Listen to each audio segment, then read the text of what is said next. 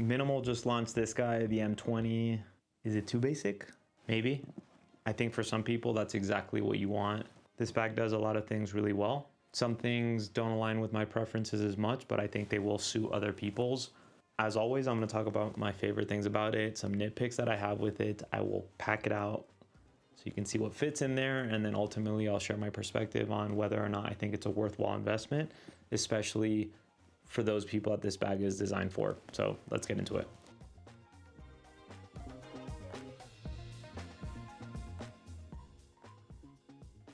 Minimal earned a pretty awesome reputation within the one bag travel community with their first Kickstarter for the M38.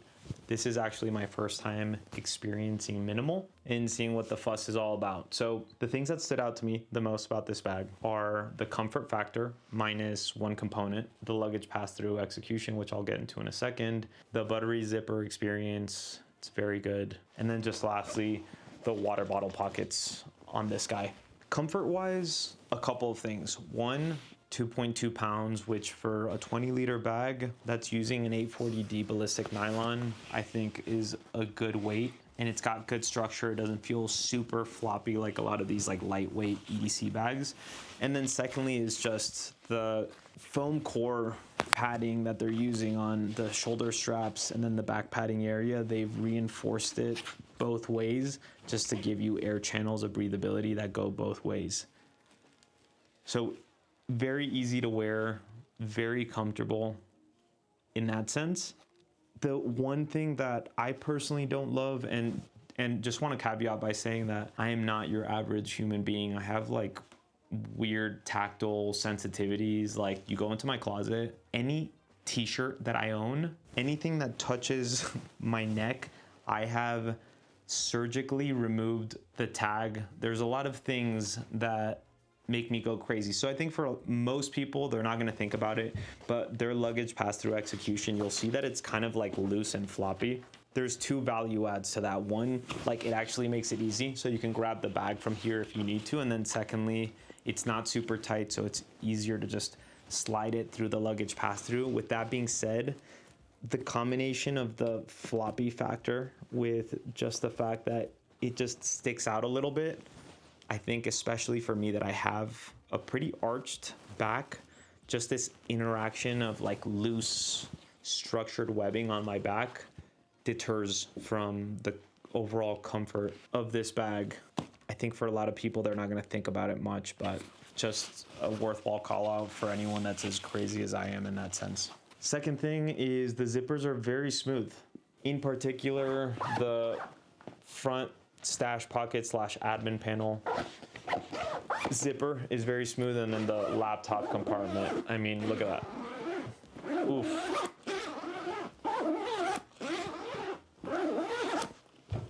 I like that. I like that a lot. And then the main compartment zipper, you get like a pretty sharp round edge, but regardless, look at that. I mean, it takes it pretty well. Sometimes it gets caught a little bit. It's an 840D ballistic nylon, so it's not as like heavy duty structured as some other materials, but still very good structure. Just very good zippers all in all. I'd say Pilgrim churned butter zipper smoothness, like 9.3. 9.5 is the highest I've given anything. So just to give you some context, 9.4 is like simple commuter, able carry daily plus, and then the Air City Pack 2, not the Pro. And those are definitely like in a tier above this, but this isn't too far behind. So if you appreciate very frictionless access into your bag, you will get value out of that from this bag. And then lastly, the water bottle pockets. You get two. Just candidly, my preference for an EDC bag, I prefer one water bottle pocket and then like something else on the side, like a side stash pocket, like what Air did with the City Pack Pro 2, the 20-liter version. But it's not the end of the world. The stretch mesh that they're using feels thick, feels nice. This feels pretty much exactly what Firo is using on the Levo. Don't know if they're getting it from the same exact place, and it's a good thing, right? You get nice little puckering action here to keep things secure. You can actually fit, if you want to, this is a 32-ounce hydro flask. that fits like insanely secure in there, but you can put other things. Now, this is a bag that I feel like the combination of the comfort, the proportions, which I'll get into, which is one of my kind of nitpicks, and dual water bottle pockets, and the fact that it's lightweight, I think for anyone that is looking for something to travel with as a companion to a suitcase or a duffel, and you want something that's like not too bulky, but still spacious enough that you can put a good bit of stuff in here and rock it as a day pack at destination when you're traveling. This bag is great in that sense. The weight, the comfort of the back padding, the shoulder straps, and having these dual water bottle pockets for more of a day pack situation, or maybe you're putting other things that aren't like tech related. I do appreciate that. So there's that. Let's get into the other side of it though, the nitpicks. So for me is like one, the design language, like maybe too minimal, which I know is what it's going for. It's literally the brand name, but I'll share my thoughts. Secondly, are the proportions. It feels kind of short, which I think will benefit a lot of people. And then lastly, there's no full-on quick access pocket. There is, but there isn't. And I've just got mixed feelings about the admin panel design. And so I'll talk about all of that simultaneously. First of all, it's just the look, right? The brand name is minimal. It is trying to be minimal. I think it's a combination for me of just having a little bit of fatigue from just the modern minimal technical backpack segment. It's just everything starting to blend in and look very similar. Now, with this bag in particular, it feels very much intentional, right? You're traveling, you want to blend in, you're not trying to draw too much attention. If that is what you're looking for, then this bag will be perfect in that sense. Me personally, the visual design of a bag, I look for things that are a little bit more original. That's a huge part of my overall connection to bags and the experience, right? Their ability to spark emotions. And this bag just feels, for lack of a better term, bland in that sense. And again, it is intentional, but I value having more exciting, striking design elements. I look for bags where it's like not popping in your face like, whoa, what is that? But more of just like an incognito. If you know, you know, like anyone that appreciates little details will see a bag and be like, that's a cool looking bag. And so this bag doesn't do that for me. Secondly, are the short proportions. I'm 5'8", I'm not a tall dude. It's listed as like 16.5 inches, which technically is not super short, but it tapers off semi-aggressively, and just overall how this bag looks when I'm wearing it, it does feel small. For anyone that wants something with a very compact footprint, especially if you're using it in kind of a day bag situation, it's great. If you're shorter, like my wife has actually been using this bag a ton, and she's 5'2", and the proportions work like really, really well for her. But I mean, just so you can see, this is the fairly new Air, also 20 liters, right? And I want to say the height on this one is 17 inches, so half an inch taller, but because it doesn't taper down, it just, I don't know, the proportions of this bag work really, really well for me. And this bag just feels kind of like small on me, to be honest. Oh man, I should probably at some point do a little video of the cave so you guys can see the accumulation of curated bags. I'm doing good. I'm selling the ones I'm not keeping, but gotta keep reference bags, right? Comparisons. You're always asking me, well, does this fit in that pocket or blah, blah, blah. I'm here for you in that sense. And then the last piece is I do value in a more technical function forward bag having a proper quick access pocket. And when I say quick access means a lot of things for a lot of different people. For me, it's just like one smaller compartment where I can just have a couple essentials that I can grab, right? So on the Air City Pack Pro 2, just that quick top access pocket here. Now, this is their quick access pocket, which is also the admin panel. And within it, you get 2 pockets here. So it's not bad. You do have some quick access, but that's really the only place that you have quick access, right? And where my mixed feelings come from is that you get 2 stretch mesh pockets here, and then the dimensions are kind of awkward, interesting, depending on what you put in here, right? So it's deep, but the width into it and the overall like expansion, it feels a little bit tight for how deep it is. Not super, right? And so something like a tech pouch actually works well. So that's why I don't hate it, because if I have a good spot for a tech pouch in the admin panel, then I'm not like complaining much.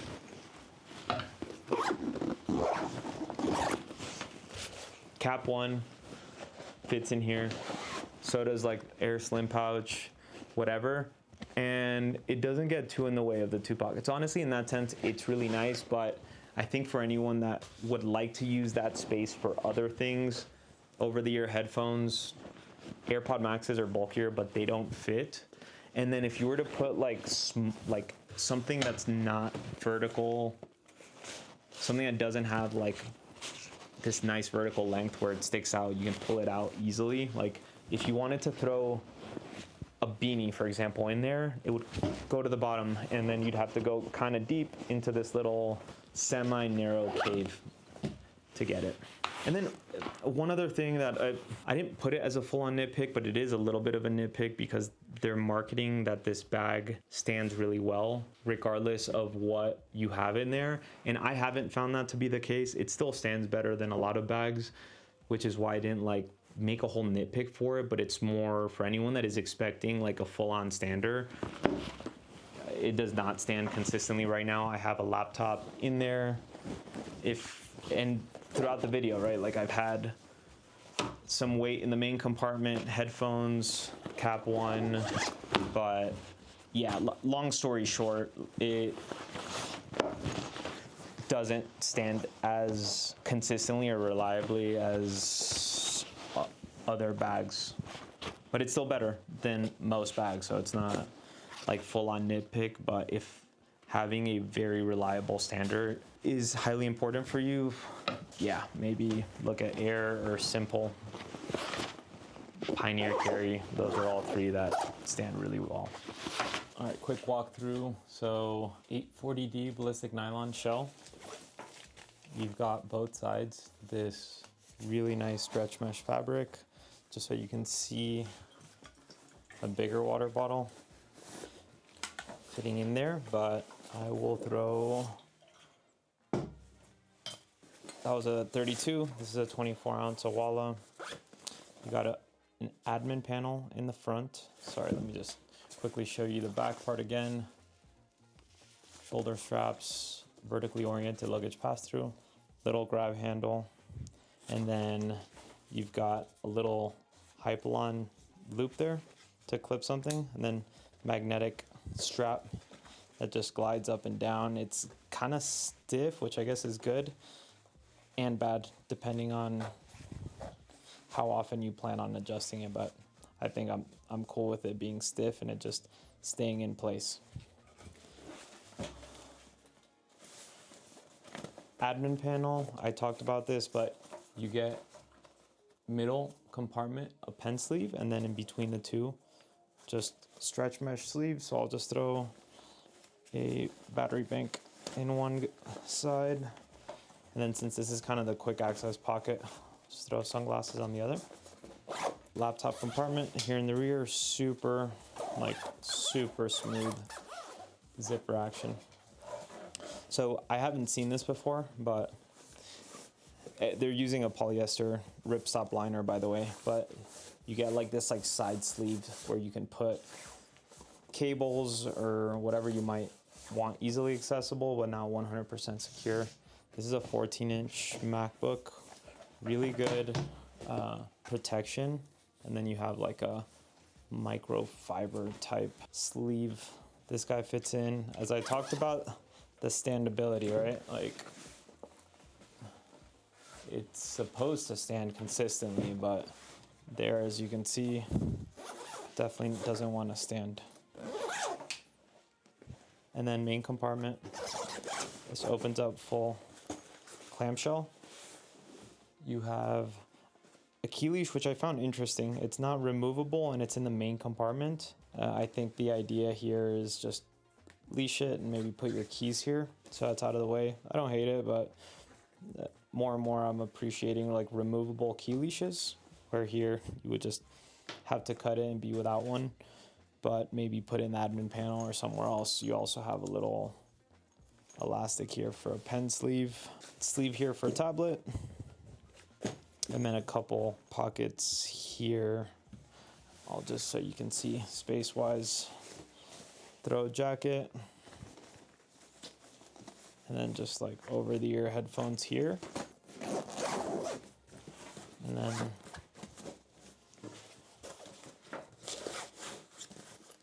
tech pouch there. Doesn't stand on its own. So final thoughts, who's this bag for and what is it best for? I think for anyone looking for a bag that is not gonna draw any attention, you really don't care about having a very like unique, original, striking design, and either you are shorter, on the shorter side, I would say like if you're 5'6" and below, the proportions of this bag are gonna work really well for you, especially if you want something with a 20-liter capacity, right? Because I think that's the problem. A lot of smaller people, you throw on a 20-liter bag, 21 liters, and depending on how they distribute the volume, some are taller bags like the Able Carry Daily Plus. It's slimmer, but it's a tall bag, and it does not look great on people that are on the shorter side. I think that's one use case where this bag really shines. Secondly, if you want something that's like a good tool, right? You've got solid amount of organization. It's pretty lightweight relative to the materials that they're using. 840D ballistic nylon. I mean, can never go wrong with that. The bag is very comfortable, vertically oriented luggage pass-through if you're not crazy like me. The little flappage, like back interaction with the loose luggage pass-through is there, and then you get really nice water bottle pockets, one on each side. So again, I feel like this would make for such a great like day pack at destination, especially like where you want something that's like has a compact footprint. I don't know if this thing is like slim enough that you could throw it in a suitcase like a traditional packable day pack, but you could like maybe get away with it. But I would just pair this with like a suitcase or duffel and call it a day. You know, I think price-wise, it's $200 if you didn't get it on Kickstarter. Air's just making everybody miserable from a pricing perspective, because just the level of build quality and the materials that they're using and the amount of boxes that, you know, like the City Pack Pro 2 20-liter that it checks off, you know, between the two, like, yeah, I personally would go with the City Pack Pro 2 because the proportions suit me better. The materials do feel a little bit nicer. It stands better and I like the overall look, but I still think a lot of people are gonna love this bag. You know, it's hard, man. It's hard to compete, but yeah, I think if this bag was $160, 150 to $170 on the high end, then it would make for a more compelling alternative. But yeah, for anyone that got this on Kickstarter, you should probably be getting it soon. Curious to hear your thoughts when you get it. And for anyone that hasn't gotten it, are you thinking about getting it, or what are you trying to decide between? Happy to steer you in the right direction. But best of luck and cheers.